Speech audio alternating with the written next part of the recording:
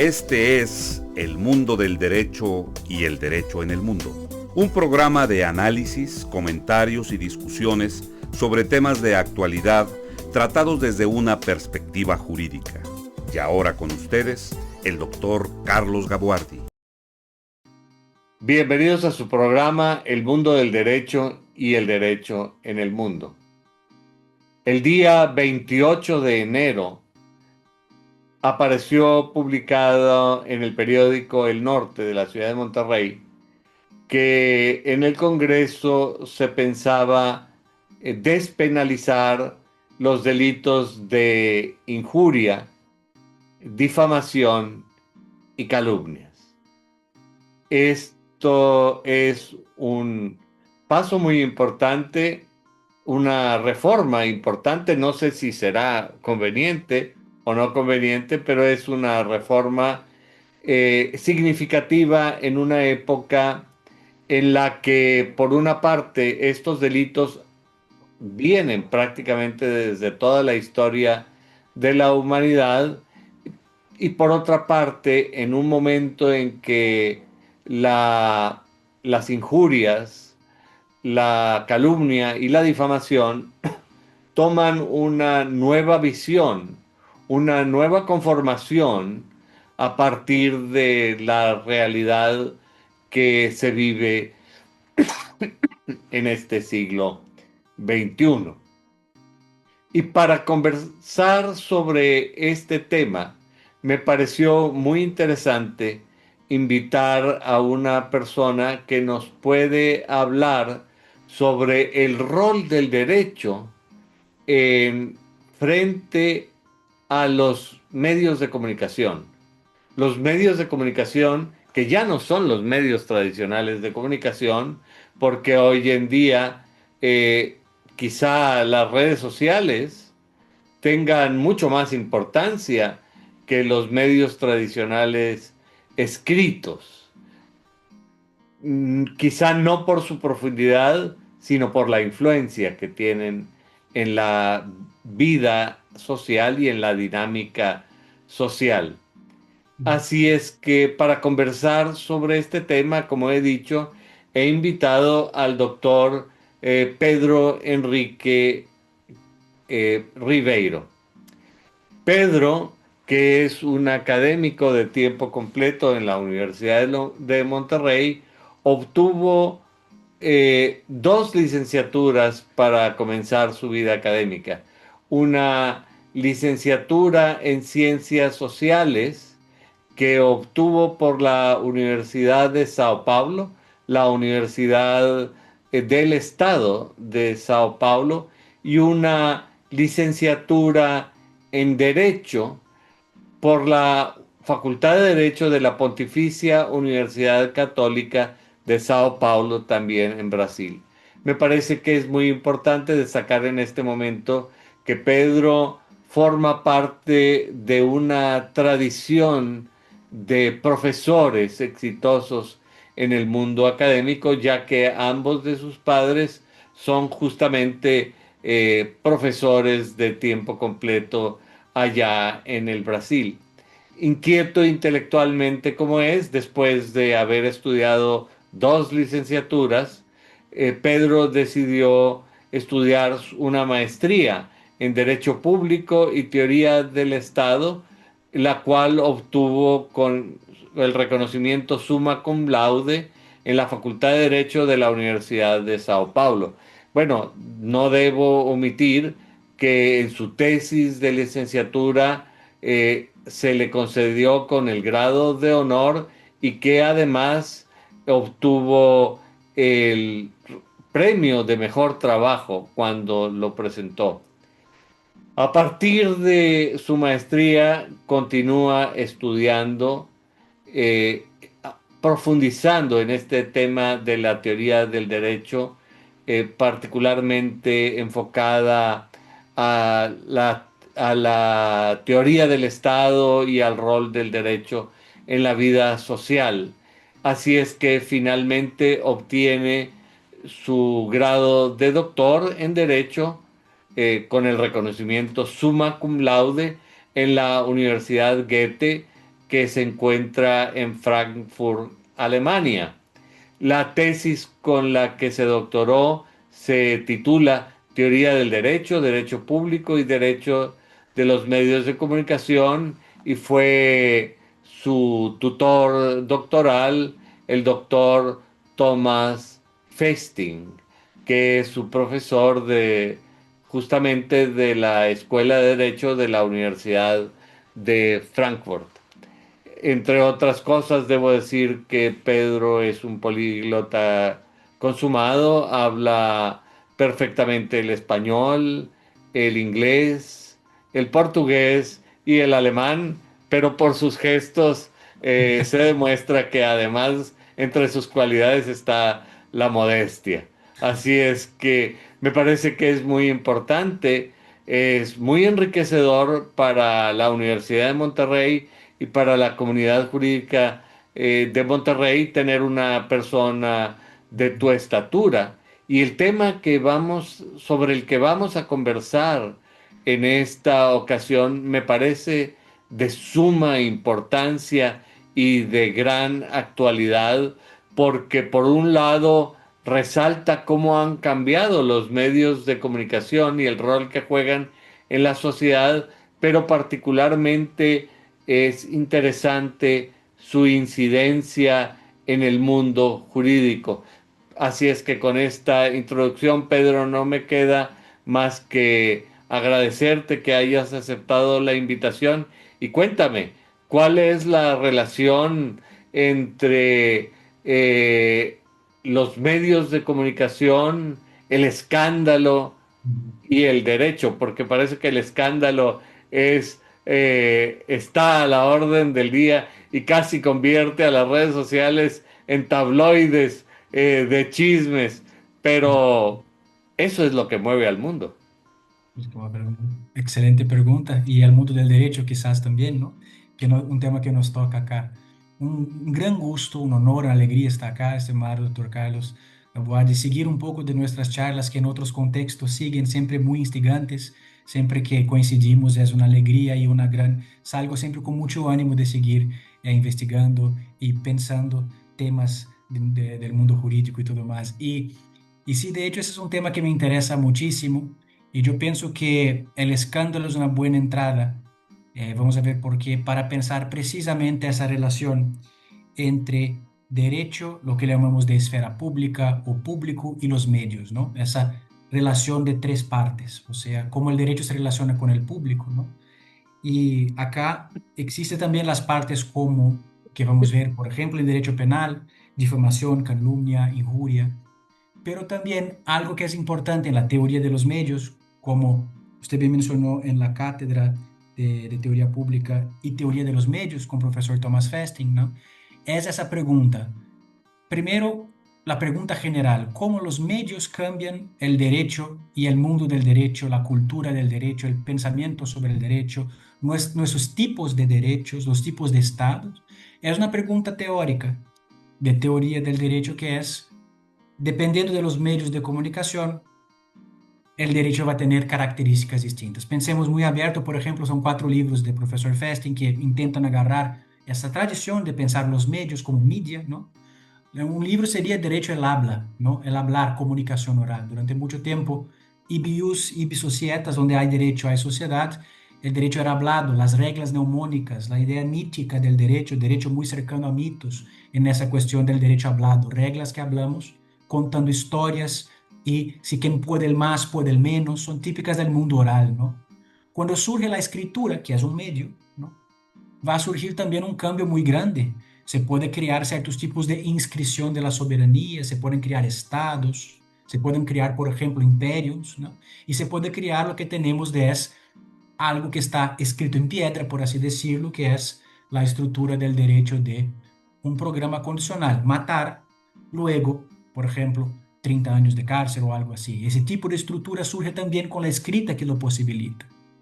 Después con por ejemplo, otra gran cambio de los medios, que fue el libro impreso, la imprenta, eso cambia radicalmente el derecho. Empezamos a pensar el derecho como un libro, cortamos la cabeza del rey y ponemos en su lugar un libro llamado Constitución, y la idea que quizás vamos a llegar de la relación también del derecho, medios y poder, ¿no? Entonces, con la idea de poner libros como la parte principal, nosotros tratamos el derecho como un código que tiene capítulos, pusimos una constitución en su lugar, the rule of law, o sea, el imperio de la ley, no más el imperio del rey ni del pueblo. Podemos hablar al final sobre nuevos populismos hoy con los nuevos medios, ¿no? Y el mundo de la imprenta trae también para el derecho la estructura de nación. Hay muchos textos que van a explicar cómo la imprenta cambió nuestra práctica con el derecho. Algunos que dicen que trabajan con teoría de los medios, sociología de los medios, dicen que los medios cambian también la epistemología social, ¿no? Y ahí entramos en el mundo nuevo, donde hablamos que hay muchos escándalos, el mundo digital, la próxima sociedad. ¿Qué pasa con el mundo de hoy? Implica los medios una relación con el derecho. Para agarrar esa pregunta más abierta, yo elegí mi tesis doctoral, que de hecho tiene ahora el nombre de El derecho en el escándalo, ¿no? Una genealogía de la relación entre público y derecho, desde el derecho canónico hasta las redes sociales, en que me pareció muy importante agarrar este fenómeno en específico para atacar esa relación, la idea del escándalo, que incluso ya fue hasta un tema de dogmática jurídica en el derecho canónico. Pero la idea es que la pregunta de la tesis es: ¿qué pasa con el derecho como sistema social, con práctica, cuando sufre un momento de mucha atención pública? Sabemos de muchos casos, podemos hablar de casos de corrupción en Brasil, Lava Jato, o Manipulite en Italia, donde se decía, para ir contra la corrupción necesitamos de la fuerza de la esfera pública, o sea, el público entra. Casos de juzgamientos muy famosos, O.J. Simpson, por ejemplo, en Estados Unidos, donde cuando existe el escándalo, o sea, grande atención pública, un sentimiento de injusticia, donde el pueblo, el público, o quien quer que sea, ese tercero, que podemos llamar de varias formas, entra dentro de la relación jurídica. Hay un sociólogo que va a decir: el momento que surge el escándalo es cuando sociedad llamamos a un tercero, que puede ser mi vecino, puede ser Dios, puede ser una comunidad, puede ser una comunidad específica, y entramos con ellos como unos espectadores distintos, ¿no? Y la tesis en general hace una especie de genealogía, o sea, regreso durante toda la historia de los medios, y también qué dijo la literatura jurídica sobre la tesis del escándalo.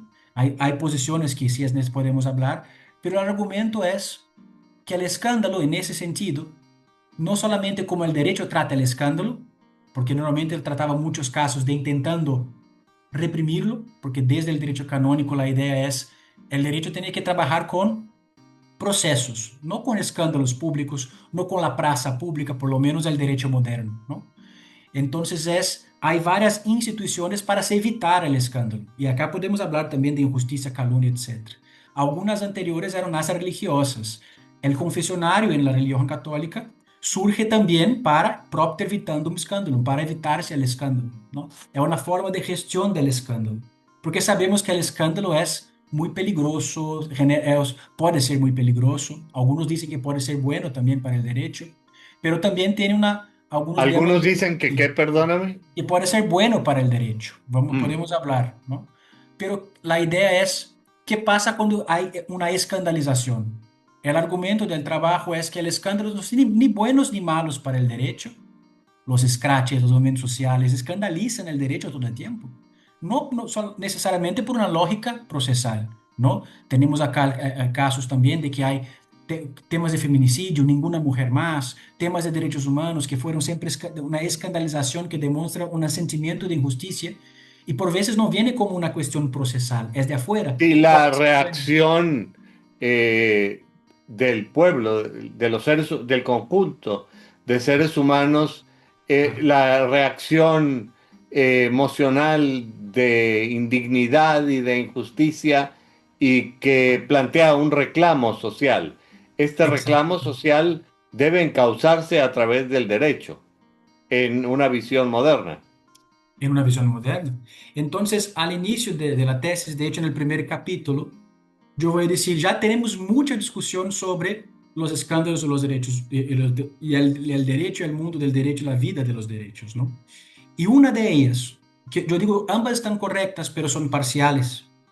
Una de ellas va a decir que los escándalos son muy buenos para el derecho, porque hacen que el derecho deje de tener esa lógica ensimismada de quedar con sus normas, sus leyes, etcétera, y por veces no abre para la justicia. La idea que el escándalo sería sacar la venta de la justicia y mostrar el sufrimiento del pueblo. Ese es un tema desde las tragedias griegas, que dice, Claro. perante, ¿no? Ajax, perante la injusticia, el sentimiento de injusticia que es evidente a un público.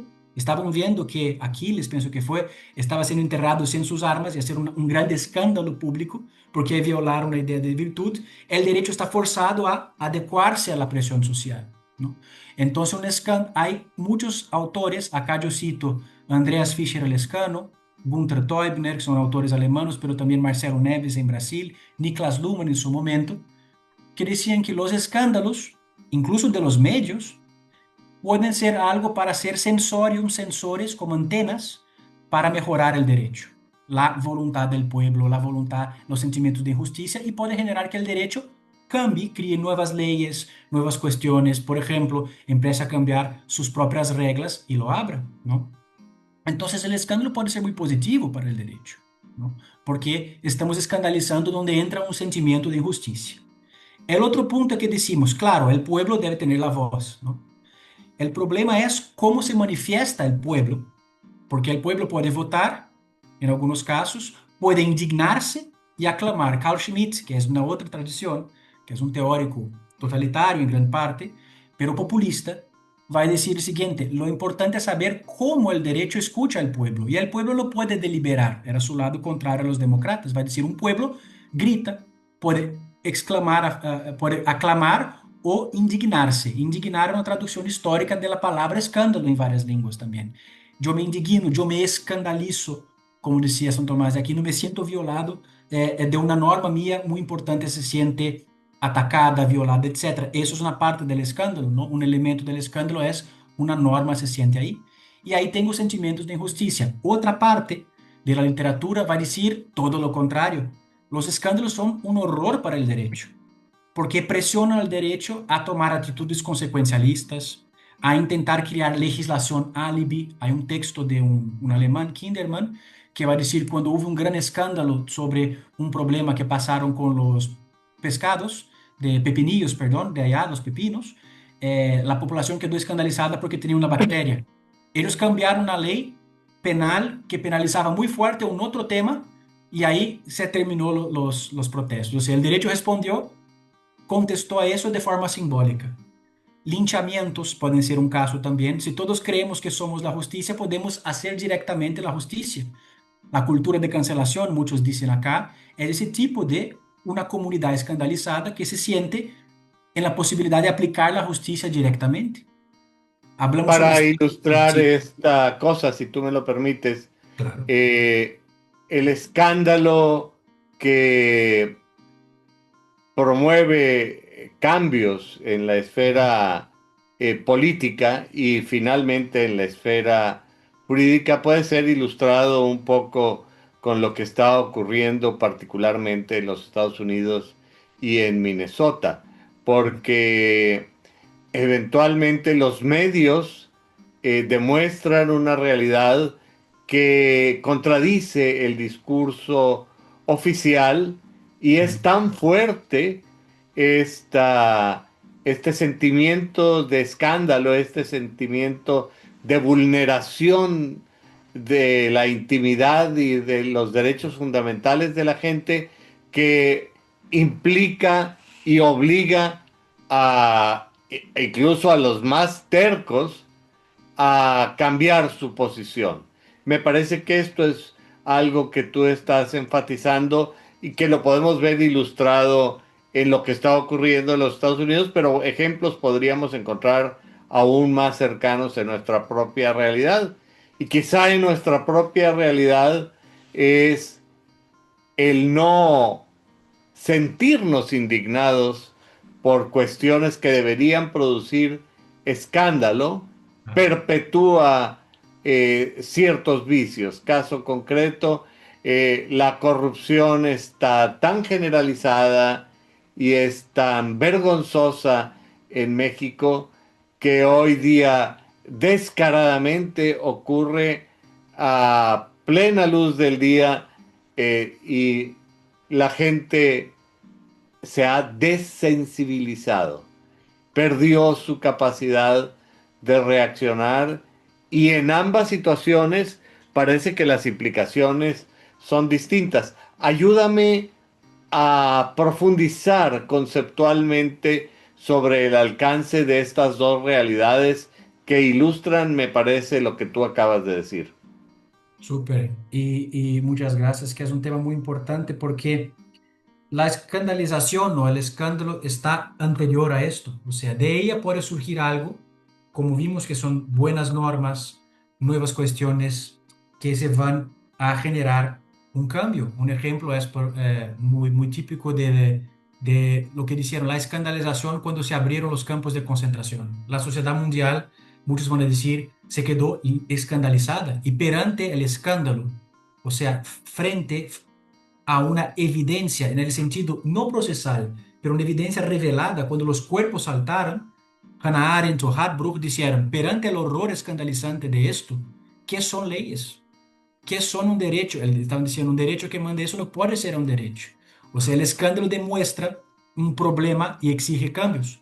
De ahí puede ser que el derecho conteste, porque el escándalo trabaja con muchos sentimientos íntimos de odio, de también cuando la población está participando de un tema del corazón del poder, por ejemplo, y también es un teatro de imposición del derecho que gana un sentido distinto, puede ser que va para ese lado de canalizar para procedimientos, pero puede ser que pase el contrario.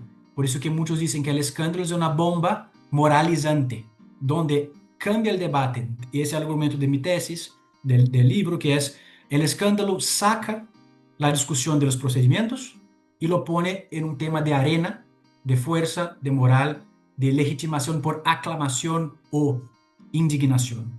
Eso puede ser bueno o malo para el derecho progresista o conservador, como queramos, porque hubo una grande parte de la sociología del escándalo que decía, inventar, el escándalo es más conservador, es más progresista, y no funciona. Por ejemplo, el propio Estados Unidos hoy tiene una capacidad increíble de gestión de escándalos. Que surge un escándalo, dicen otro. Entonces escandalizan todo el tiempo y yo no agarro algo procedimental. El mundo de las redes sociales potencializó demasiado el escándalo, pero lo pulverizó. No hay un sentido político de creación de derechos. Ni siempre van a decir las personas, el escándalo tiene como parte de la doctrina, dice, esa función normogenética, o sea, cría nuevas leyes, ¿no? Muchos dicen que el escándalo es una especie de Big Bang para crear nuevas normas, porque muestra la injusticia, ¿no? A temas más acá de las casas, cuando va a escandalizar, decir, no podemos hacer eso con las personas miserables, los indígenas, es un escándalo, y utilizó el sentido católico del término, que vamos a ver que tiene una gran, una gran cuestión para determinar ese término, decía, hay que hacer cambios, ¿no? Entonces la idea de buscar cambios normativos, pero puede ser que el cambio sea canalizado por otro lado.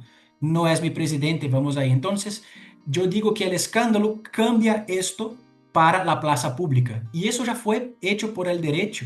Históricamente, si agarramos el Código Canónico, por ejemplo, donde existe la teología de que el escándalo es un pecado por sí mismo, y tenemos como calumnia, injuria y la diferenciación entre pecado y crimen, se decía, el escándalo debe ser evitado a todo sentido. Si hay escándalo, bueno, entonces eso va para una otra esfera, para plaza pública, para las ordalías, para expulsión, porque ahí ya entró en la esfera del honor, en la esfera pública. Las reglas cambian. Lo mismo con penas anteriores que se tenían.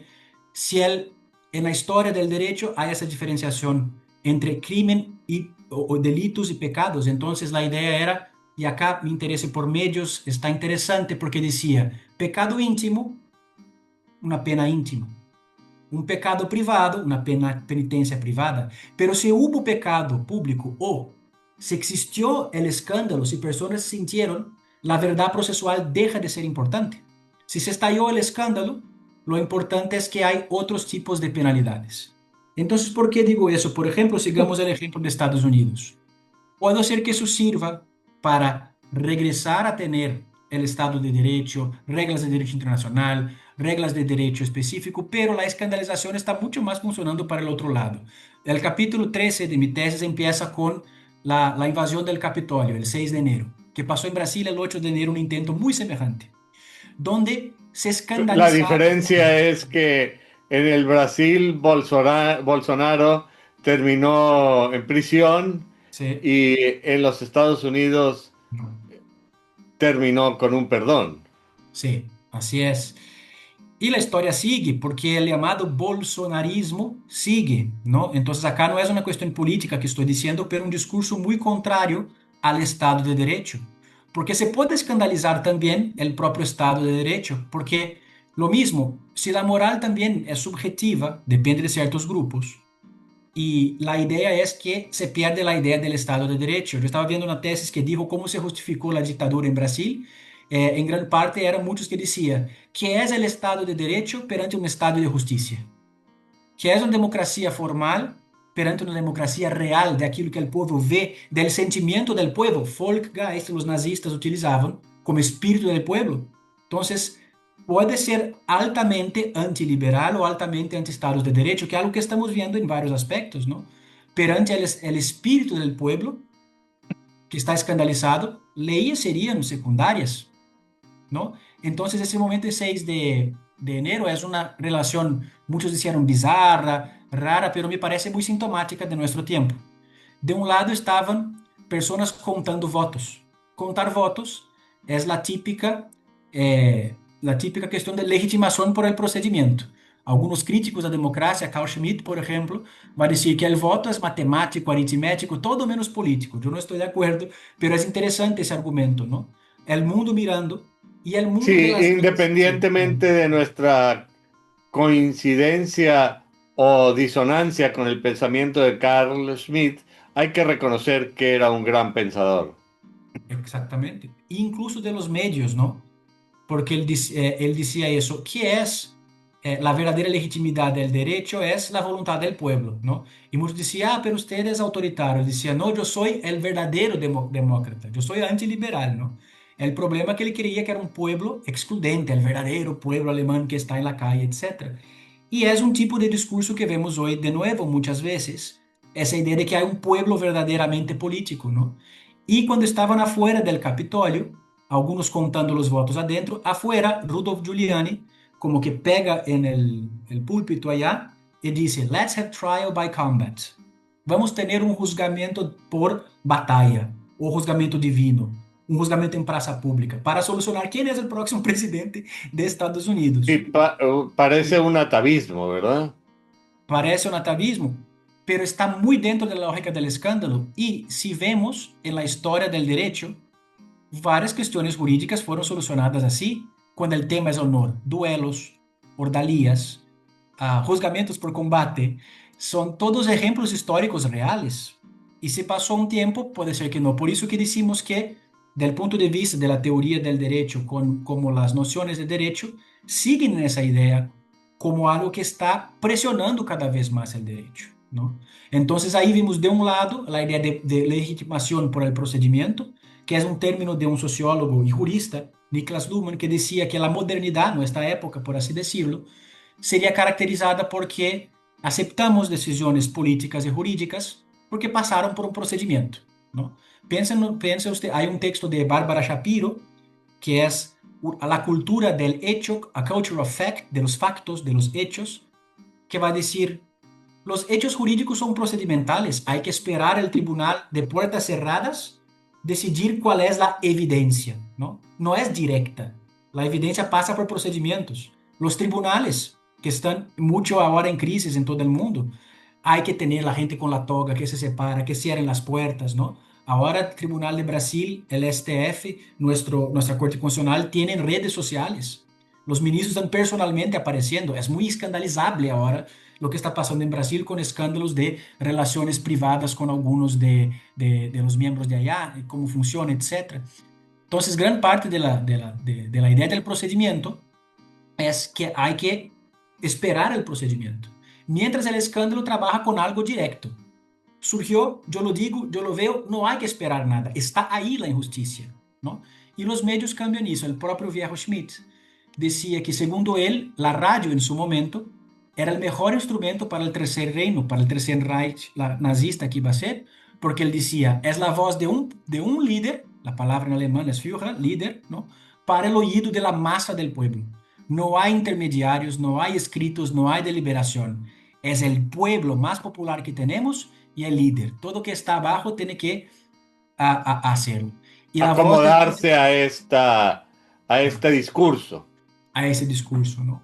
Y el escándalo es un tipo de manifestación que, como es colectiva, popular, afectiva, de nuevo, no es bueno ni malo para el derecho, pero lo que tiende a hacer es cambiar. Vemos un ejemplo muy cambiar de esfera, cambiar del procedimiento para la esfera pública. Vemos todas las cuestiones de temas típicamente de escándalo, ¿no?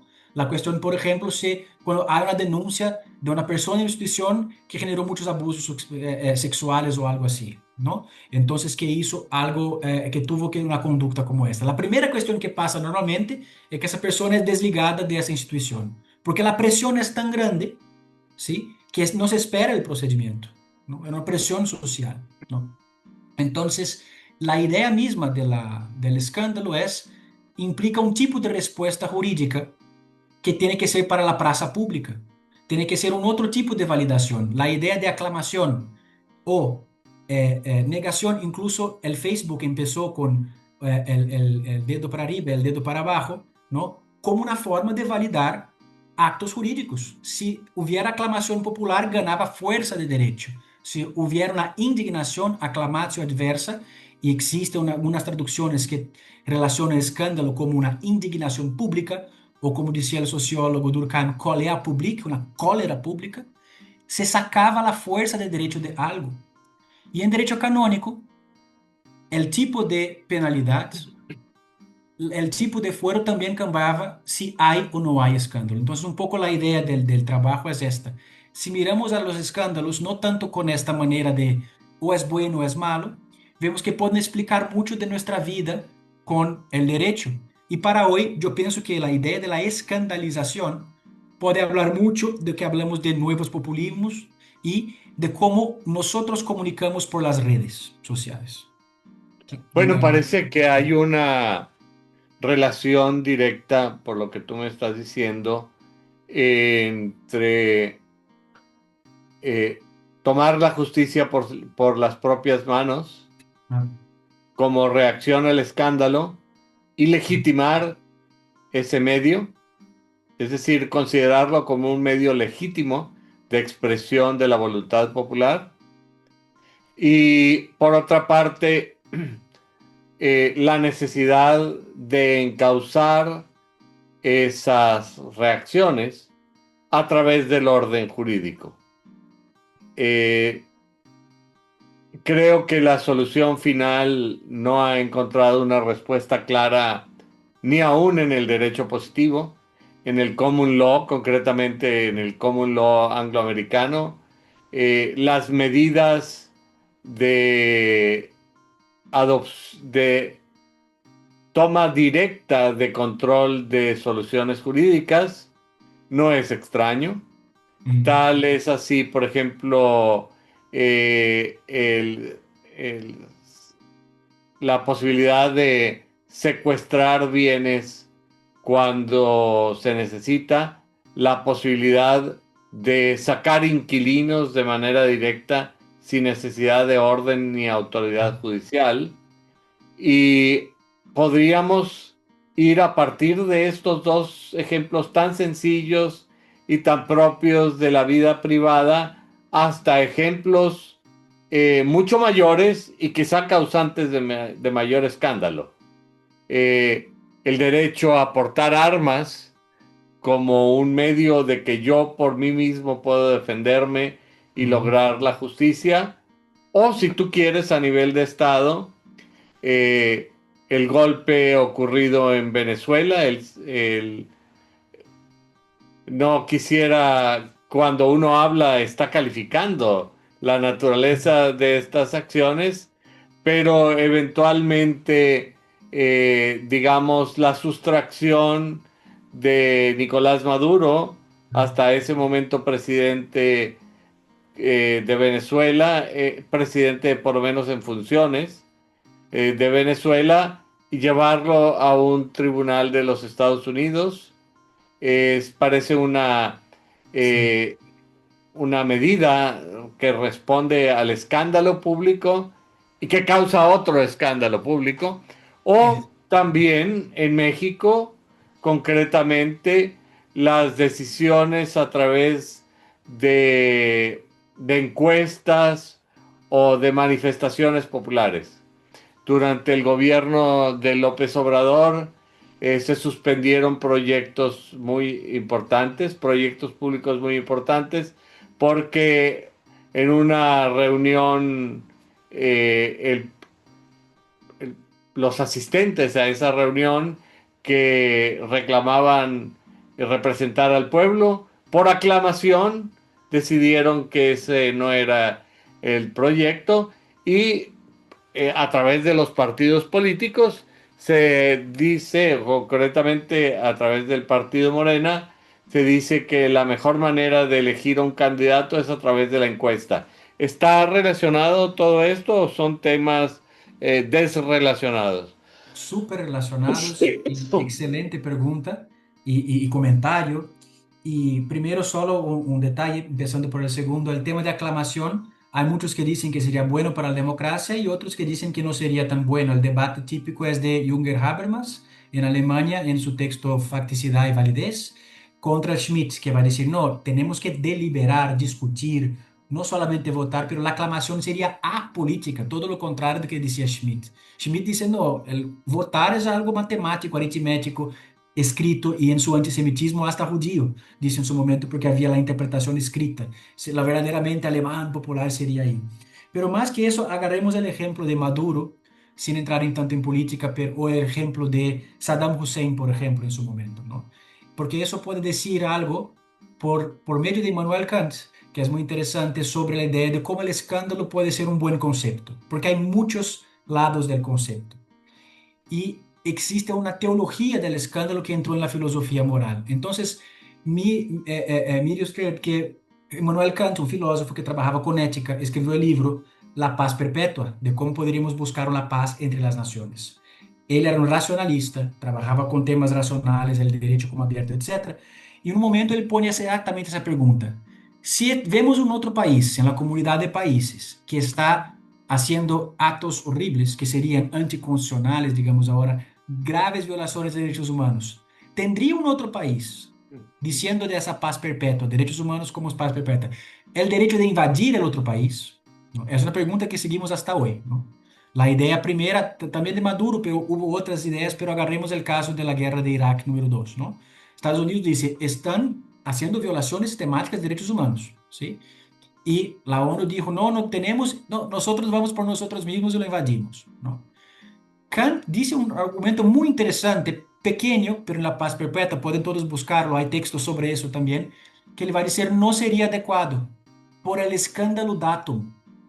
Y es muy interesante porque la teoría del escándalo, que viene desde la teología, lo separa de varias maneras. El escándalo viene desde la parte de Grecia, que tiene que ver con una trapa y es una piedra que me saca del camino, me saca de quicio, me cambia mi camino. Es algo violento, explosivo, ¿no? Después eso gana un concepto muy fuerte teológico con la parte de tradición judaica, ¿no? Sobre el término, pero quedemos con principalmente el término cristiano, que va a decir, agarremos Mateos, por ejemplo, que se dice, hay de aquello que escandaliza, hay muchas traducciones, los pequeños míos tienen que hartarse una piedra, va por ahí. Si mi ojo derecho me escandaliza, arránquelo. Si mi mano derecha me escandaliza, córtela, ¿no? Entonces la idea del escándalo es que el escándalo generaría una gran desagregación del público. Es un pecado mortal contra la caridad. San Tomás de Aquino, que es mucho leído por nosotros también, Aquinas, tenía toda una parte de la Suma Teológica sobre el escándalo, que él considera un pecado mortal para la caritas, para lo que mantiene la sociedad junta. Por eso que en Mateos, que es muy fuerte esa parte, la oveja que sale es la más importante que las 99 que quedaron. Entonces la idea es que el escándalo tiene una función de mantener la sociedad junta. Coherente, como una entidad coherente y congruente. Por eso que incluso en el siglo XIII a São Tomás de Aquino dice, el confesionario es bueno por varias cuestiones para salvar el alma, etcétera, y para evitarse el escándalo. Esa Y separación público y privado. que hay Sí, que reconocer que tú estás inyectando vino nuevo en odres viejas, porque con franqueza ya Santo Tomás se planteaba estos problemas y la reacción ante la ley injusta y toda esta cosa que me imagino que es parte de tu análisis ante la realidad actual. sí. Y mi punto es poner eso, por eso que llamamos de genealogía, que es regresamos a tiempos que son anacrónicos, porque yo estoy hablando de redes sociales de São Tomás de Aquino, por supuesto era otro mundo, pero que sigue siendo vino nuevo en ese espacio, porque el tema sigue. Mi punto es que eso va cambiando con los medios y los medios son importantes. Tanto que estudiar esa parte era para eso. Y eso sigue hasta hoy. Por eso que es tan sintomático un filósofo racionalista como Kant aún utilizar argumentos que fueron tan claramente explícitos en la teología. Pero lo que no fue tan explícito en las historias del escándalo que yo encontré es cómo eso ganó una institución jurídica, una categoría jurídica, ¿no? Y ahí si vemos el derecho canónico, las penitenciarias de clérigos, los manuales para confesores, existe siempre el mandato propio evitando escándalo, pero eso se transformó en artículos, ¿no? Entonces, por ejemplo, si alguien da un mal ejemplo, la verdad procesual es menos importante. Por eso que decía también Kant, porque la idea es no dejar que eso sea un escándalo datum, que deja a la otra persona escandalizada y hace con que pueda salir. La idea es que si todos los países empiezan a aceptar al otro, va a ser un mal ejemplo, ¿no? Entonces, evitarse el escándalo sería para evitar esa desagregación. Hasta Kant lo dice de esta manera. Entonces, tenemos que evitar los malos ejemplos. Incluso por veces los escándalos eran punidos brutalmente, ¿no? Con penas de vexatórias específicas quando estallavam, não?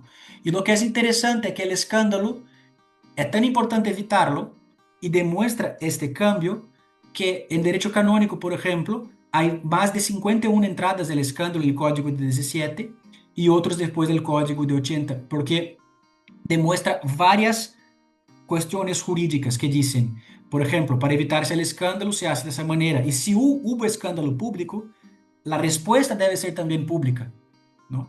Y entran cuestiones consecuencialistas, claro, es otra época o otra noción que estamos viendo porque tiene la justicia canónica la idea de salvar almas, etcétera. Entonces, por ejemplo, hay un caso en Chile muy interesante de una pareja que no podía casarse por temas claros del proceso canónico, pero empezaron a vivir juntos, demostrando, generando con eso escándalo público. Entonces, para se evitar el escándalo, se casaban las personas. Mira, el escándalo implicó consecuencialista, cambio de esfera. Y eso sigue para esa tradición del escándalo, sigue con los nuevos medios. Es, por supuesto, no estamos hablando de la mentalidad pastoral de la justicia canónica. Estamos ahora, por ejemplo, en aspectos como la tradición pública. Hay muchos textos de historiadores, una parte del trabajo trata con eso, de la Nueva España, en México, después en Argentina, en que la teoría del escándalo entraba también para los administradores públicos, no solo para quien hacía la confesión, etcétera. Al surgimiento, algunos dicen que en Europa también del Estado, para buscar la paz pública, etcétera, y tomar ciertas atitudes más consecuencialistas, más flexibles. La idea es, si no hay escándalo, vamos con el procedimiento. Estalló un escándalo. Es mejor evitar el escándalo y flexibilizar el derecho do que dejar que el escándalo estalle y que perdemos toda la cuestión de orden pública. Tanto que el propio derecho, la idea de calumnia, crímenes contra el honor, tiene un lado de orden pública, no alboroto, infamia. Entonces, eso viene tanto de lo que llamamos teología política, ¿no? Que es, no diciendo que hay un origen teológico, pero que hay ciertas intersecciones entre el discurso de sistemas religiosos y discursos políticos, ¿no? Entonces, el escándalo tiene ese lado también. Y hoy día, con los nuevos medios, la lógica del escándalo cambió. No es más de la plaza pública o de los medios tradicionales que tendían a ser centralistas. Había 3, 4 canales de televisión, tendían la tendencia de ir al centro, donde que los escándalos quedaban más de afuera. Los sistemas de masas, comunicación de masas, sí tenía muchos escándalos, pero la manera de trabajar con los escándalos era mucho más por la cuestión intermediaria. Esperamos ver qué dice el Senado, etcétera, todo más. Y aun que se aumenten los escándalos en número, porque se aumenta la visibilidad, hay un texto de Thompson que se llama The Political Scandal, que él va a decir la transformación de la visibilidad, lo que vemos, ¿no? Por ejemplo, el escándalo de ver las personas torturadas, ver los casos, en el caso de las casas, los dibujos de Debris, que era un protestante, ¿no? Que Sí. tenía sus motivos políticos. Ese es un texto que publiqué con un compañero, salió en alemán, vamos a ver si traducimos para el español, que es el dibujar cuestiones de horror, de malos tratos, escandalizando la sociedad europea. Fue más importante los dibujos de Debris, que generaron escándalo público, que solamente la justificación teológica de, de, de las casas, de Bartolomé de las Casas, que utilizaba la teoría del escándalo, diciendo como, ese es un escándalo para misión católica acá, no podemos hacer eso, es un pecado mortal lo que está pasando, ¿no? Pero los medios son tan importantes porque los dibujos, los voladores que tenían en esta época, que estaba en la grande disputa protestantes y católicos, fue mucho más fuerte. Entonces, un poco por ahí que va el tema, porque el escándalo, y dejo ahora en este momento solamente esa charla que él sirve como en la otra cara de la justicia. Mientras la justicia es eso que es casi que divino, eterno, un mundo utópico donde todo es justo, etc., el escándalo es exactamente lo opuesto. Es la injusticia manifiesta, visible, humana, y que nos da un sentimiento de ultraje, un sentimiento de injusticia, y que no necesita mediación ninguna. Es directo, ¿no? Entonces los medios directos tienden a ser más propensos para escandalización. Redes sociales, por ejemplo, se alimentan de una lógica de escandalización. La política actual está mucho más polarizada. Entonces, los típicos medios procedimentales, llamemos de instituciones intermediarias, están teniendo muchas crisis el día de hoy. Universidades, partidos, sindicatos, todos dicen todo es corrupto. Si todo es corrupto, o nada funciona. Los tribunales están con gran crisis de legitimidad. ¿Quién va a impartir la justicia? El pueblo, un gran líder, un gran movimiento. Cuestiones como estas canalizan distintamente, donde hay aclamación. Lo que dije usted por veces, la aclamación históricamente, el vencedor del duelo, históricamente ya fueron formas de producir verdad jurídica, que pueden regresar un día. Nada impide en la historia del derecho, o que por lo menos el texto dice que seguimos aún con la legitimación del procedimiento como la regla, pero vemos sí nuevas tendencias, de que son muy parecidas con otras formas o son formas distintas y nuevas de legitimación de decisiones. La idea, por ejemplo, de trial by combat. Y por eso que y con eso termino esa parte, por eso que vemos un reto del derecho hoy día, combatir fake news, por ejemplo. Ya sabemos que fact-checked no funciona, no es sobre verdad procesal, es sobre verdad revelada. La relación entre escándalo, medios y derecho tiene que ver con la relación con tipos de verdad para el derecho. Para el derecho procesal, la verdad solo aparece al final del proceso.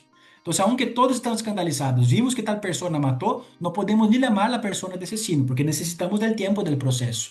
No es inmediato, es mediato, es lento, es problemático, sabemos.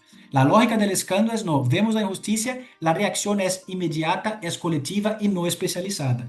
Por eso que en el trabajo la idea es la modernidad caracterizada como legitimación por el procedimiento, es esa historia que el derecho cada vez se puso más formal en la modernidad. Los grandes sociólogos dijeron eso. Emile Durkheim, el escándalo de la cólera pública que se hacía perante toda la comunidad mítica, que era también de impartir justicia, de restribución, fue siendo cambiado para un derecho burocrático y un derecho cada vez más restitutivo. Max Weber va a decir, juzgamentos mágicos y comunais, donde es la comunidad que decide, el jury, dice él, es un resquicio de esto, fueron sustituidos por una racionalización burocrática del derecho. O sea, el derecho más formal, más alejano del pueblo, más distinto. El procedimiento es, tanto que intentemos explicar un proceso civil para cualquier persona que no es jurista. Es dificílimo, porque es muy técnico, ¿no? Y por último, Niklas Luhmann va a decir, esto es lo que llamamos de legitimación por el procedimiento, que es todo el contrario de la legitimación en plaza pública, en los medios sociales, que aunque sean distintos, se influencian uno al otro. Cuando ese gana mucha fuerza, por ejemplo, que teóricamente no está más en el derecho, la legitimación por la aclamación o la indignación, eso para un proceso no debería importar, si vamos a hacer una análisis muy fría. Pero sabemos que en la vida real, en el funcionamiento de las instituciones, eso genera tensiones y desplazamientos. Y en un momento determinado, eh, ¿cómo debemos implementar esto en la vida cotidiana? Sí, Por ejemplo, a mí me ha tocado saber, seguramente a ti también, pues de casos de linchamientos. sí.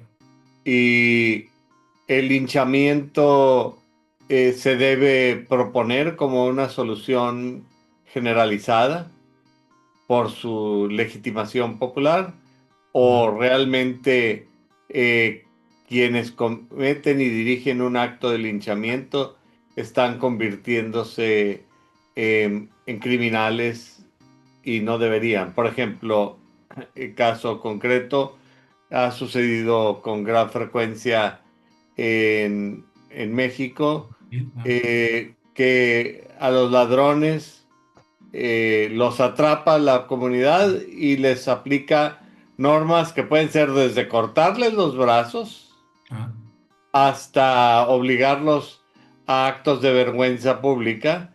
Y concretamente en Guatemala había un grupo que estaba extorsionando y robando a taxistas, hasta que llegó un momento en que los taxistas enfurecidos, ujú, una típica reacción de escándalo, los rociaron con gasolina y los quemaron vivos. sí. Y nadie ha sido eh, perseguido criminalmente por esto. No. ¿Qué es lo que está pasando en sociedad? Porque no estamos hablando de actos de excepción, sino estamos hablando de actitudes cada vez más frecuentes en en la vida social. Y en la vida social no solamente de México, prácticamente de todos los países del mundo, o por lo menos de los del continente americano. Tú acabas de mencionar ejemplos ocurridos en Brasil, te cuento de acontecimientos ocurridos en Guatemala, pero en propio México, en los Estados Unidos también está ocurriendo. Parece que no es casualidad esta sintomática, y parece que esto forza al orden jurídico a establecer reglas, porque tú hablabas de las formas de control del poder y hablabas de la monarquía absoluta y de la Constitución como resultado de la imprenta. Sin embargo, hoy en día también tenemos esta necesidad de control. Yo con frecuencia cito una frase que le oía al licenciado Armando Tamés Moreno contra el derecho, contra el derecho de la fuerza, De acuerdo. que es político, Ujú. eh, la fuerza del derecho, que es control objetivo de estas desviaciones ejercidas antijurídicamente. O deberían de ser formas jurídicas. Sí. Y ese es el punto que yo pienso que esa discusión sobre escándalo agarra la discusión actual, ¿no? Porque muchos están diciendo que estaríamos en una crisis de la democracia, ¿no? Y yo, de acuerdo, ahora contestando más como jurista, la parte sociológica no es tanto buena para contestar preguntas específicas, sino para problematizar. Pero yo pienso que ese es el punto como jurista y como ciudadano del mundo, que somos todos, ¿no? Que es el peligro que está acá, es exactamente este. Una otra palabra para legitimación por procedimiento es Estado de Derecho. Son cuestiones básicas de separación. La fuerza del derecho contra la fuerza de los seres humanos, de los hombres, contra los malos hombres, las malas leyes, contra la tiranía de la mayoría, ¿no? Entonces, esta es la idea de que es Estado de Derecho, entonces 100% de acuerdo. Entonces, una parte del trabajo, yo digo, no estamos tanto en una crisis de la democracia en el polo democrático, es mucho más en el polo constitucional de Estado de Derecho, rule of law, Rechtsstaatlichkeit, que es estatalidad de derecho, donde la propia forma estatal de lidiar con conflictos está perdiendo espacio social. Y ese tipo de impartición de justicia, que sabemos que históricamente, si vamos hasta 1800, a poco tiempo, las grandes declaraciones, está empezando, no es tanto tiempo históricamente, convive con otras maneras, también sociales, también jurídicas, de lidiar con temas jurídicos que no son necesariamente por ahí. La idea de, como hablábamos anteriormente, en cuestiones como juzgamentos directos, etc. El linchamiento es un excelente ejemplo, extremo, porque muchos dicen que el escándalo es una intimidad a la distancia, ¿no? Pero también porque estamos viendo temas íntimos y participando de cosas íntimas, la participación del poder, quién debe tener la pena, que deberían ser íntimas, pero estamos a distancia. El linchamiento es el momento que se quiebra esa distancia. Y esa impartición de justicia directa, comunal, por veces ya fue aceptada en varios tipos de sistemas jurídicos, muchos premodernos, por supuesto. La idea de que en la plaza pública el duelo gana fuerza de derecho, ¿no? El combatimiento por ahí. Porque se cree que hay una verdad de quien gana es quien tenía el derecho. Las ordarias, si se quemamos la persona o si tiramos en el agua, por ejemplo, y ella sobrevive, ahí se está manifestando la justicia en aquel momento. Durkheim va a decir que el derecho premoderno se caracterizaba por este momento directo. Weber iba a decir casi mágico, donde podía ser Dios, pero puede ser el público, puede ser la plaza pública que está impartiendo justicia en ese momento. Sociológicamente es interesante ver nuevas formas de linchamiento. En mi país, por ejemplo, que linchó muchísimo, principalmente con personas afro-brasileñas, personas negras, es un país que lincha hasta hoy mucho, muy semejante a México, con cuestiones como esta. Para el derecho es un delito. Una persona no puede ser, no es la pena. Una persona si cometió, tatúan como tatuar las personas algo, sacar una mano, matar personas, ¿no? Eso es un crimen para el Estado de Derecho, punto y basta, no importa, ¿no? Es porque el Estado de Derecho es cerrado, tiene sus dificultades también. Pero del punto de vista sociológico es interesante que cada vez más los derechos como forma de solucionar problemas están perdiendo un poco su simbólica. Tengo un compañero que es penalista y él dice, Pedro, por muchas veces mis clientes están mucho más preocupados con el cancelamiento digital, el linchamiento digital, que la pena que va a llegar. Él dice, pero yo soy abogado, yo no soy un gestor de medios sociales, ¿no? Y eso es algo que me parece muy sencillo, pero explica dinámicas también del derecho, explica dinámicas que históricamente van cambiando, donde se ve ahora, no sabemos qué va a pasar. Sociológicamente tengo el interés de ver donde típicas formas de legitimación por el procedimiento sufren cada vez más, eh, muchos dicen erosión democrática o backsliding democrático en esos procedimientos, y van surgiendo otros nuevos. Pero como ciudadano del mundo, y como jurista también, que creemos la cuestión como demócrata, como republicano, pienso que es importante cuidar para no abandonar esta parte precisamente de la legitimación del procedimiento que trajo muchísimo avance para nuestras cuestiones hasta civilizatorios, ¿no? Donde tenemos una forma que creo, y gran parte de la literatura y de las personas, que es mejor do que una justicia en varios aspectos completamente popular, porque depende quién dice lo que dice el pueblo, ¿no? Tenemos muchos ejemplos de que esta forma de legitimar con aclamación directas pueden ir para el otro lado. Claro que el derecho puede tener sus problemas y tenemos el escándalo democrático, protestas,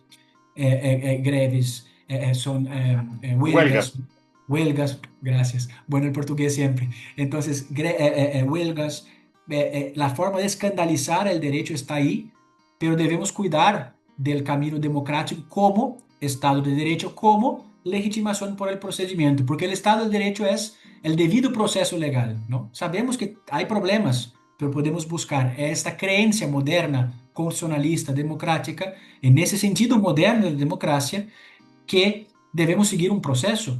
El derecho es el medio de arreglar los conflictos, no la justicia de masas, ¿no? Y claro, vamos a seguir sintiendo sentimiento de injusticia con el derecho procedimental, ¿no? Siempre vamos a tenerlo porque la idea es que va a afectar nuestros afectos, pero el punto sería regresar y valorar el Estado de Derecho. Del punto de vista más sociológico jurídico, que es del texto, mi interés es ver para dónde está caminando esa tensión e intentar demostrarla, ¿no? Más en ese sentido.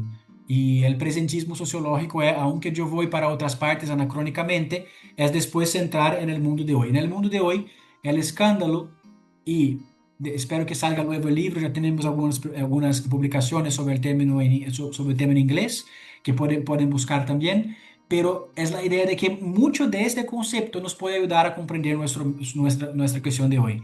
Por ejemplo, porque hay tantas críticas a procedimientos y cómo se explica ese gran sentimiento de injusticia de las redes, etcétera. Hablamos sobre Estado, ¿no?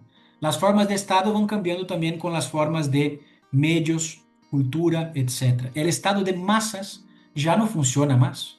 Ya no estamos en una sociedad de masa. Muchos dicen la sociedad de la cultura del enjambre, donde hay varias cuestiones puntuales o sociedad de redes, ¿no? Entonces, el Estado tiene que encontrar también nuevas formas, ¿no? Yo no sé hasta qué punto es efectivo y están siendo efectivas intentos clásicos, demostrar que son fake news está difícil. Si estoy en la lógica del linchamiento, es lógica de arena. Yo voy para mi presidente, o voy para mi antipresidente, o yo voy con mi equipo, ¿no? Así vamos en Internet, porque Internet, los estudios novedosos de cómo nosotros entramos en las redes, que por la radicalización algorítmica, lo que se llamaba de los filtros burbujas o echo chamber, indican mucho más escándalos. Todo el día estamos viendo escandalizaciones y solo gana atención lo que es escandaloso, no lo que es procedimental.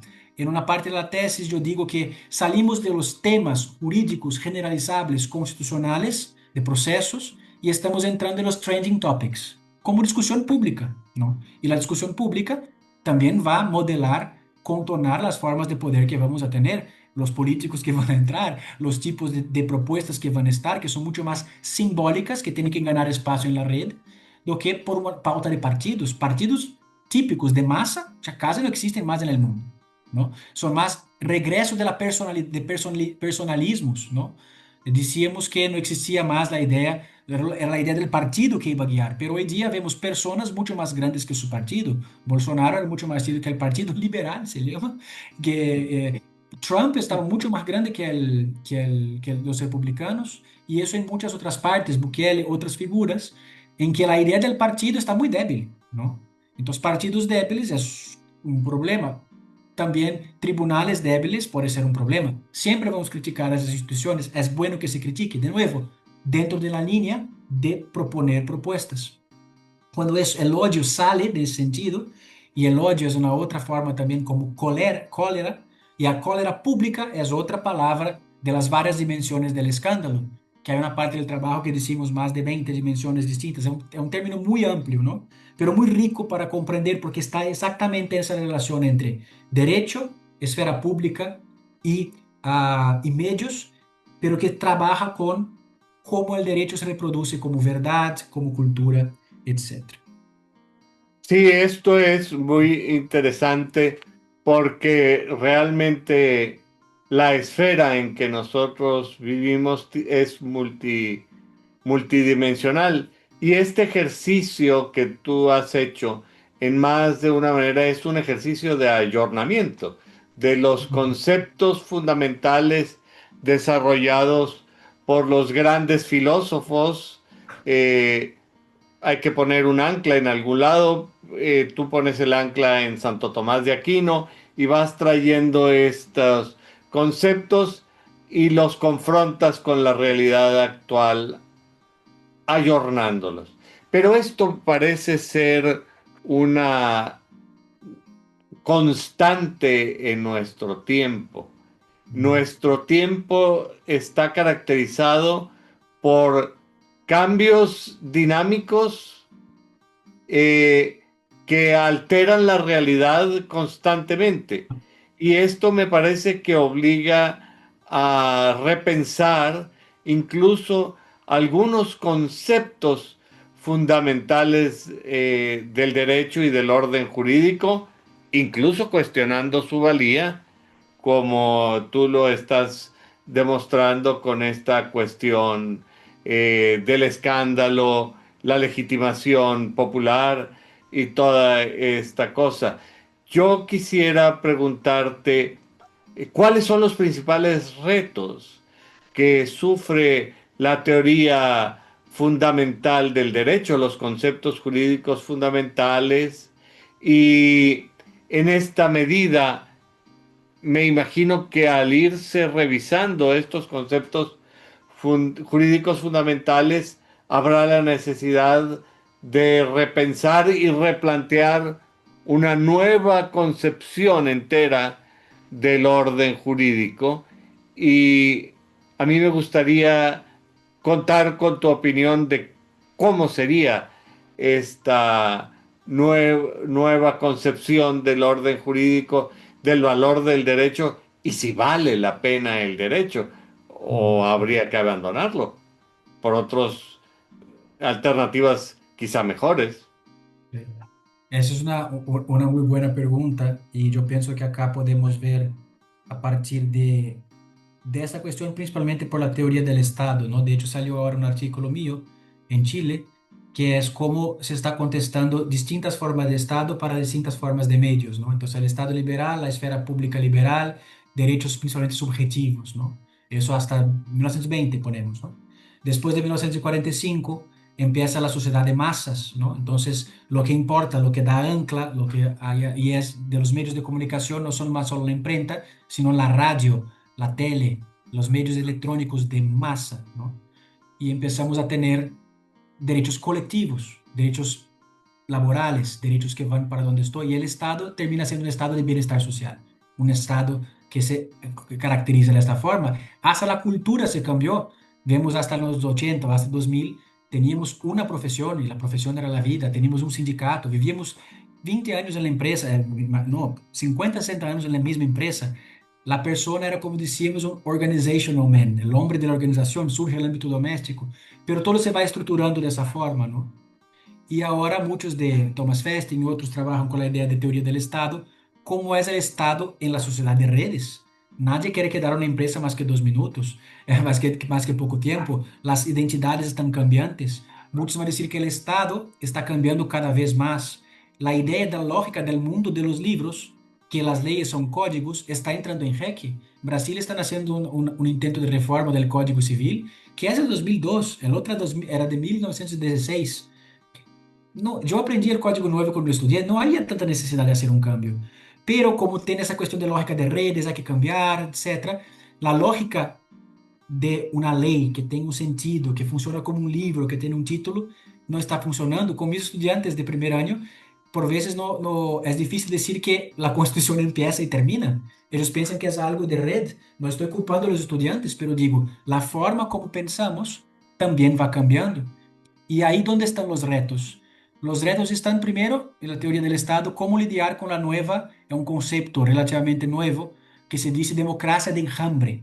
Se utiliza la idea de enjambre como si fueran muchos puntos que cambian rápidamente, pero que no son canalizables, canalizados, estructurados por procedimientos. Porque la teoría del estado de bienestar típica de la teoría del Estado es que la esfera pública, los debates públicos, nuestros antagonismos, no son más hechos por la guerra, amigo-enemigo, como decía Schmitt, sino gobierno, oposición, partidos, procedimientos canalizan todos nuestros sentimientos de injusticia, de odio, de cólera pública, etc.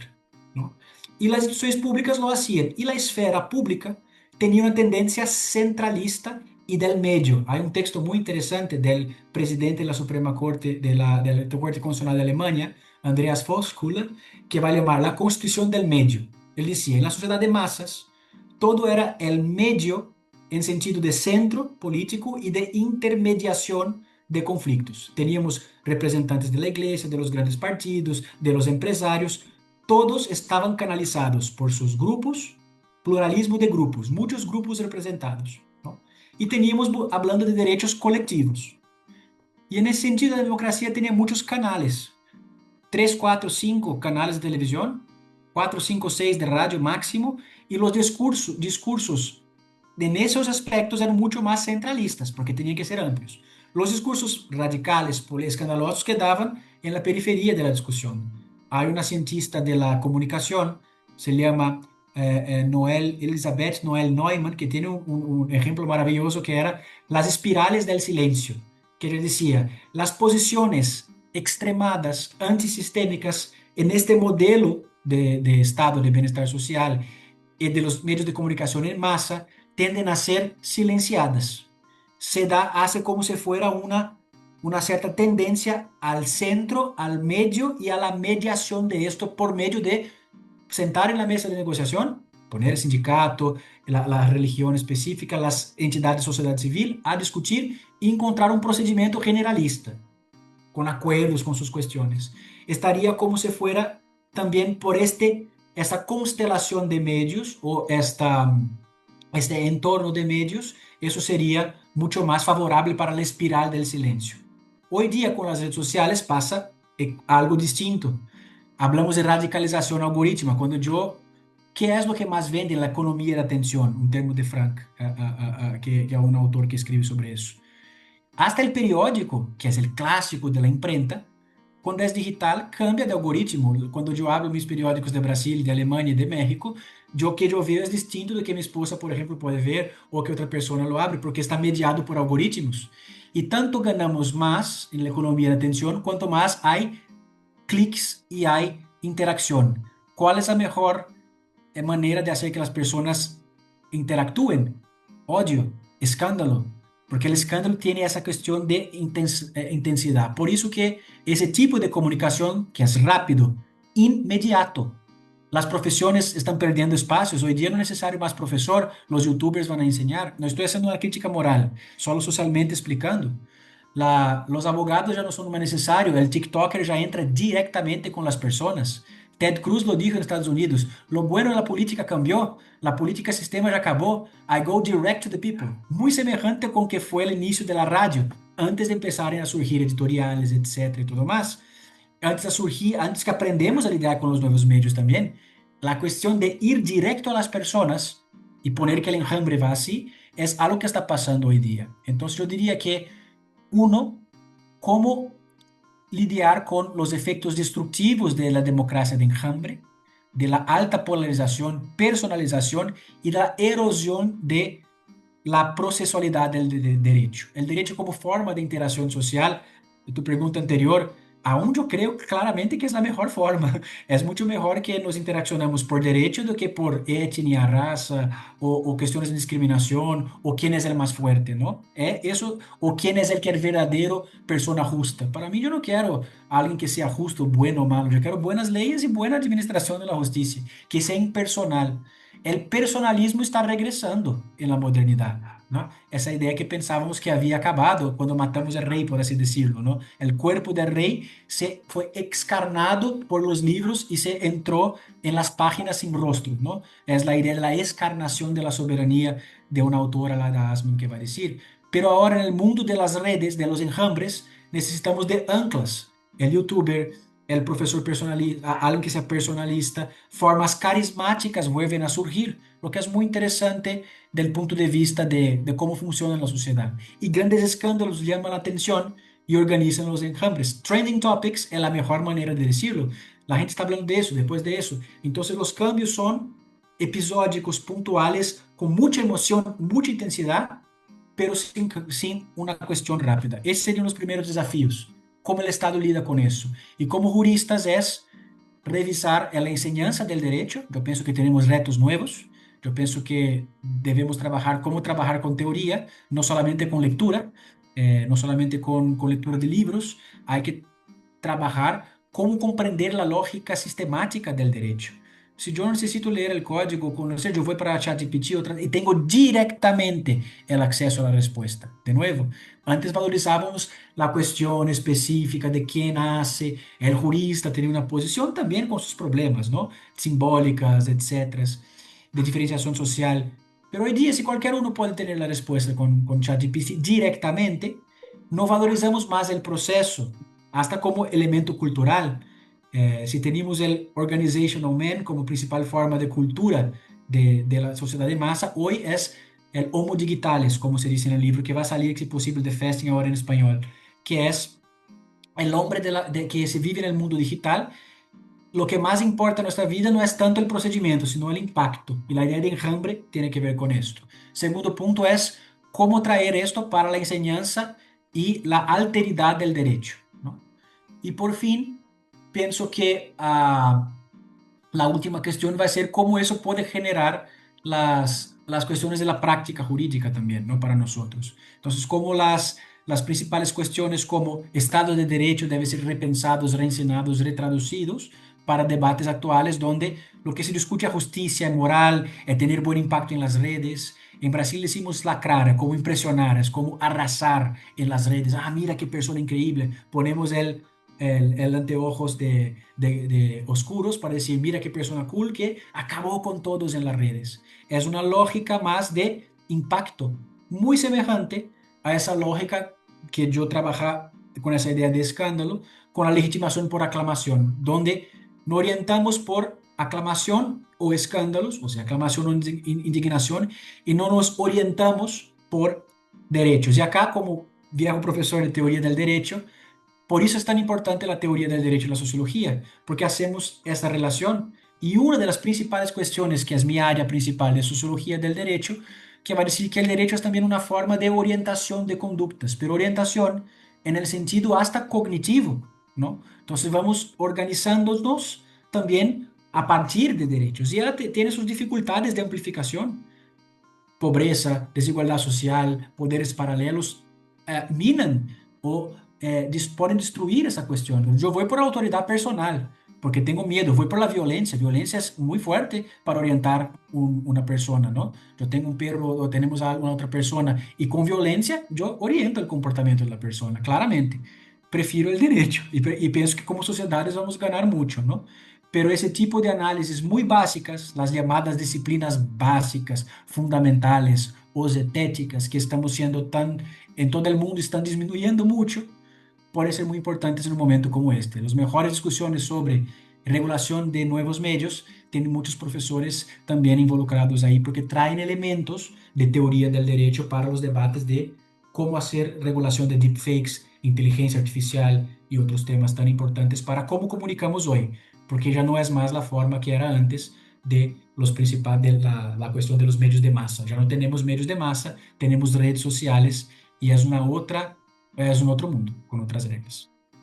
Parece que la visión del futuro de, del orden jurídico necesita, por un lado, de un faro y por otro de una brújula.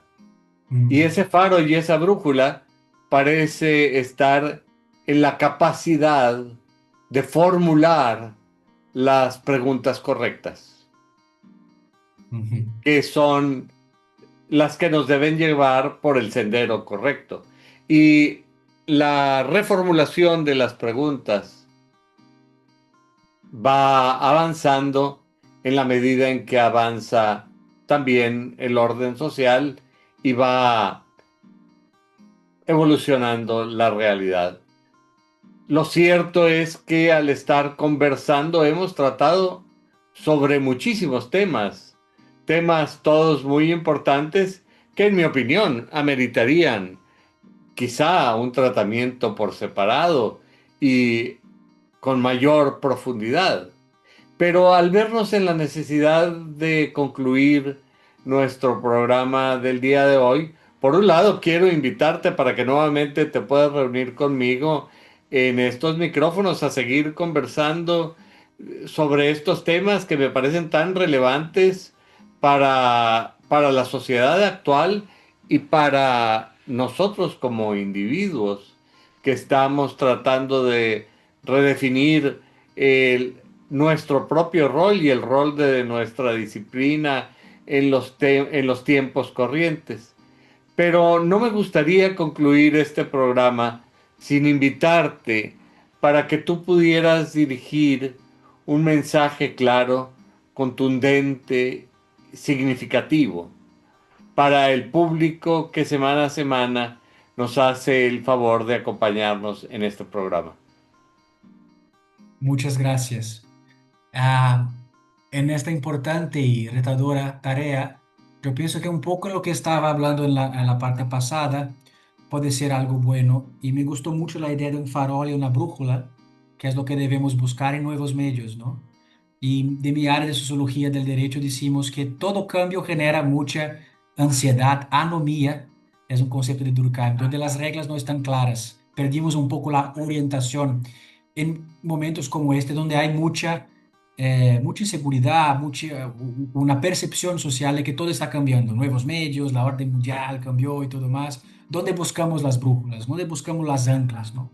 Y de hecho, muy interesante que la idea de caminar por el sendero correcto, debemos atentarnos contra algo que nos pueda sacar de este sendero. Una piedra de tropiezo nos va a sacar del sendero correcto. Piedra de tropiezo es una palabra para escándalo. El escándalo es aquí lo que nos saca del camino correcto. Es aquí lo que nos saca. Entonces, es una de las traducciones del escándalo. Entonces, la idea que es una ocasión genera una ruina espiritual. Mira qué interesante toda la idea. Entonces, por eso que se hay esos varios tratamientos del escándalo. Y yo pienso que acá una forma de lidiar incluso con el escándalo, de manera que ahora yo hablando menos como solo sociólogo, que no entra tanto en los temas más normativos, pero en el sentido de esta provocación muy buena que me haces de tener algo más incisivo, una buena forma de hacerlo como comunidad, además de las cuestiones morales específicas, familiares que sean, es por procedimientos. Los procedimientos nos ayudan a más o menos intentar no salir mucho del camino. Tenemos problemas, pero tenemos procedimientos para cambiar esos procedimientos. Históricamente nos trajo bastante, eh, creemos mucho en toda la noción de una noción de buen camino y de discusión pública que sea abierta, que sea sin violencia, la creencia de que podemos deliberar sobre esto. Entonces yo invitaría incluso, como yo pienso que es hasta un deber nuestros como ciudadanos que viven la vida de la ciudad, la vida horizontal, la vida pública, de debatir, ¿no? Muchos dicen que los medios ayudaron a crear la democracia porque debatíamos los temas de la pauta actual. Entonces los ciudadanos debatían leyendo los periódicos los temas y con eso se creaban ideas de leyes, etcétera, contra la idea de un poder de rey. Hoy día tenemos temas en la pauta que pienso que deben involucrar toda la sociedad. Information literacy, la capacidad de aprender a lidiar con informaciones. Pienso que cambió mucho, ¿no? Yo estaba con estudiantes viendo, para mi época era mucho más fácil, yo iba a la biblioteca, estaba un estante con los clásicos, otras con los otros, después yo iba para las revistas. Y era claro dónde estaba la información, era claro, era muy seguro llegar a esta información. Hoy día no sabemos cómo, no tenemos un filtro como sociedad. ¿Puede el Estado determinar, prohíbe las redes? No, en democracia no debemos prohibir la innovación, pero tenemos que discutir regulación de eso. Buena regulación, que genere bueno. ¿Cómo ya se discutió de la radio? ¿Cómo ya se discutió de la televisión? ¿Cómo se discutió de marketing? ¿No? La marketing en unos ciertos momentos, ¿cómo hacemos con grupos vulnerables, por ejemplo?